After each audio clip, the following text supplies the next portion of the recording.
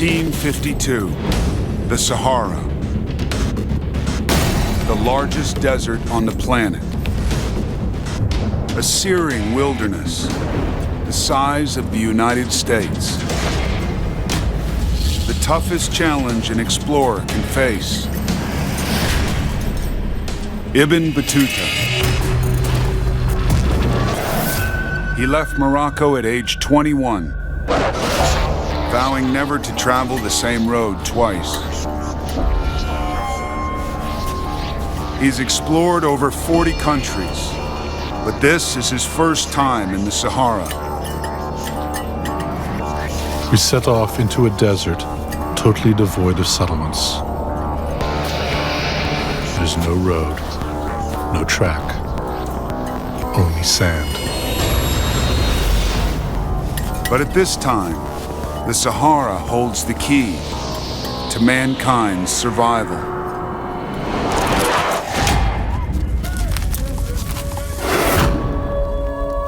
The plague rages through Asia, Europe, and the Middle East. It's killed up to 1/5 of the world's population. In Damascus, Syria, Ibn Battuta records 2,400 deaths in a single day. But the Sahara is a barrier against the pandemic. With temperatures up to 135 degrees,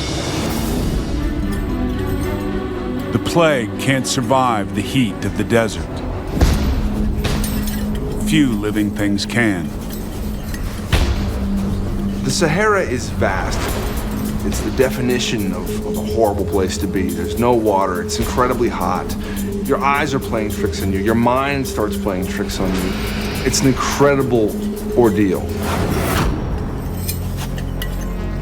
The body's cooling system shuts down. Heat stroke. Then you stop sweating because you have no ability to get rid of fluid to allow you to cool down. You stop thinking normally. And it's that erratic, bizarre behavior that ultimately leads to death.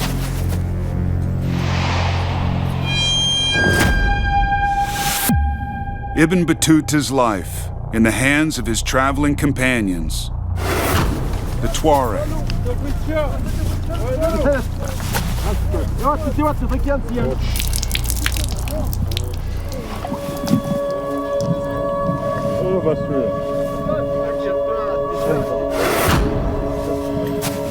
Nomads from North Africa. They've lived in the Sahara for over 1,000 years, trading something we take for granted today, but was once one of the most valuable commodities on the planet.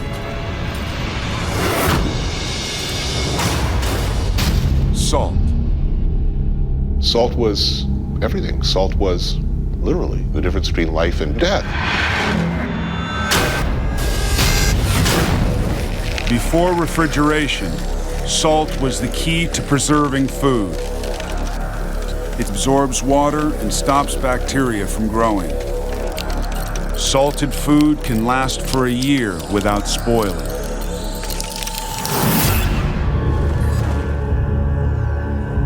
Access to salt determined whether you were powerful enough. I can't send an army across the water or great distances without provisions, and their provisions are going to go bad if they are not salted. The Tuareg have discovered a rich supply under their feet. Millions of years ago, the Sahara was a sea. As the water evaporated, it left behind huge salt deposits. The salt trade is the Tuareg's livelihood. They mine it at Tekhaza in the middle of the Sahara, then trek hundreds of miles south to the markets in the great cities of the Mali Empire, Djenné, Gao, and Timbuktu.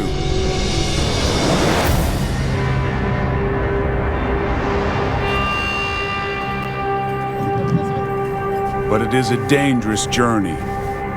in a deadly landscape.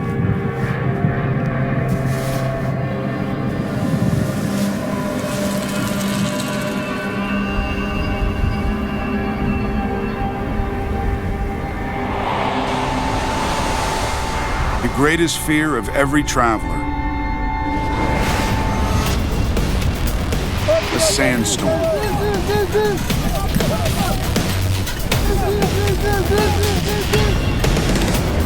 Whipped up in seconds by 70-mile-per-hour winds. When a sandstorm hits, it fills the air with sand, it fills your lungs, it fills your eyes and your nose, you can't see. This wind and this sand can strip the paint off a car. You have to get shelter or you die.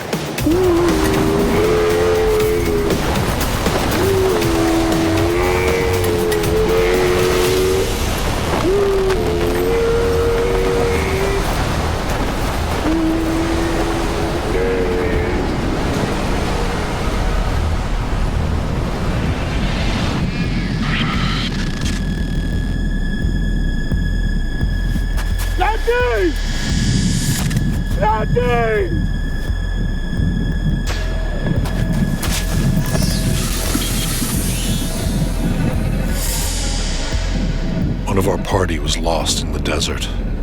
After that, I never went ahead or never lagged behind again.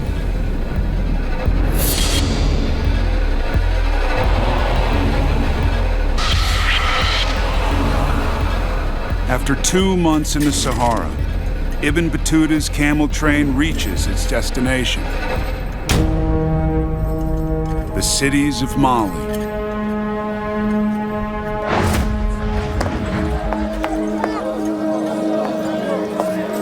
Travelers have nothing to fear. They gave me gifts of food and treated me with the utmost generosity. May God reward them for their kindness. Tuareg merchants can now trade their precious cargo. In Mali, salt is so in demand, it's traded for gold.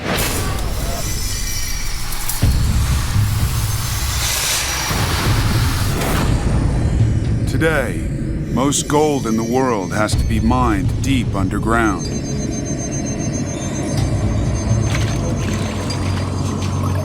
In Mali, it flows out of the bedrock of the river Niger.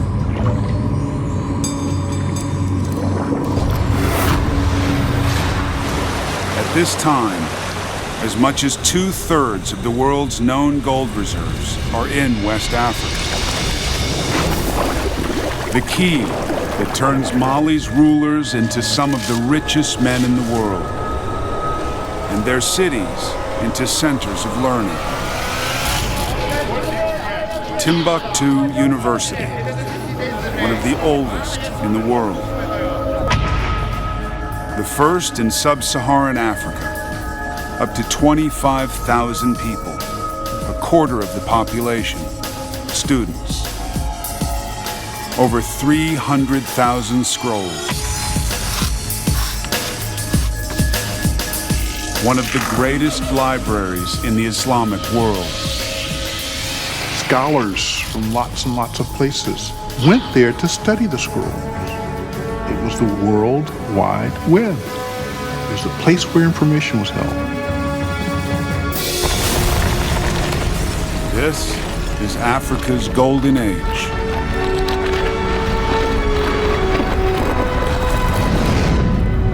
In the south, great Zimbabwe, a gleaming city of stone, legendary site of King Solomon's mines.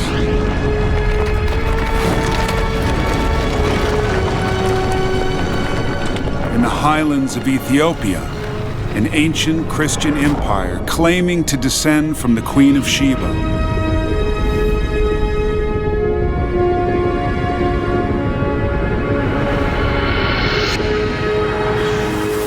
And on the east coast, Kilwa, one of Africa's busiest ports.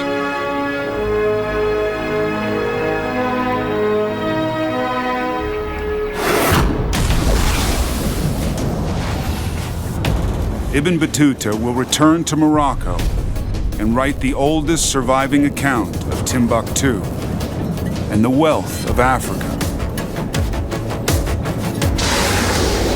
The Tuareg will carry their gold back across the Sahara. Its destination across the Mediterranean to Europe. African gold will be key to the greatest explosion of ideas the Western world has ever known. It'll make some men rich and others reckless.